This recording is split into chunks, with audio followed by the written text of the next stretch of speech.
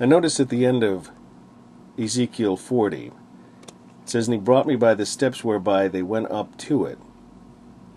And it mentions earlier in the chapter somewhere the thing about the steps. And I remember a few years back when I was listening to Alexander Scorby read this.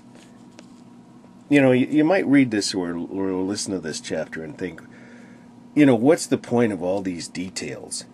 You know, it talks about the measurements of this building and where, you know, the vision of God took him.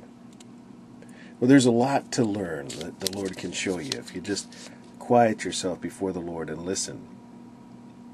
And this is just one thing that the Lord brought to mind for me. And I'm not saying this is what it is, but, you know, maybe you know something that I don't know and you can help me out. Always welcome that. It mentions here also, oh, I just realized the pickle I've got myself into here. I got some, hey, we're on Justin TV also. Gotta open my Bible software here. Find the verses that I was gonna reference. In Ezekiel 40 here, 17. Okay, well first, when I saw the thing about the steps, for some reason the Lord brought to mind the remembrance when I went to Israel. I saw the steps to where Caiaphas's palace once stood. And I just remember that because the fellow who was our tour guide said, of all the places that you've seen, he goes, you can't say definitively where Jesus actually walked, where you know exactly where he walked. Well, I would beg to differ with that because the Garden Tomb, I believe, is where Jesus rose and resurrected, and when you go through the doorway of that is most spectacular to consider that our Lord went through that doorway. And those who are saved also pass through that doorway into life. Well, but that's not what I'm talking about here. Once again, verse 17. Okay, well, I didn't finish the thought about the steps, did I?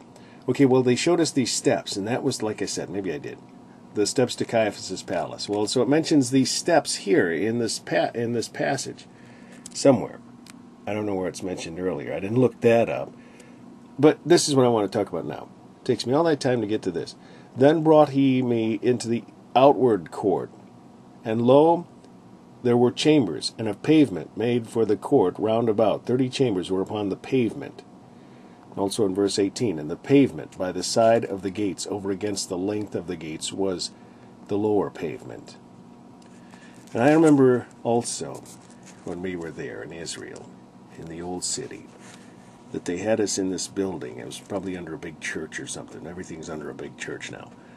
But they had like these tile kind of things, and they had Roman games that were etched into the flooring of the tiles that were there. And they said this was known as the pavement. And when I saw this, it was like, I wonder if that's what that's talking about. Look what it says in John 19:13.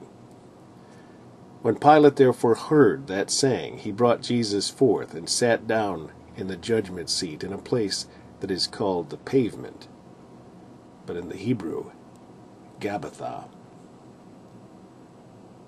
or Gabbatha. So, that's really all I just wanted to show you here. Thanks for watching.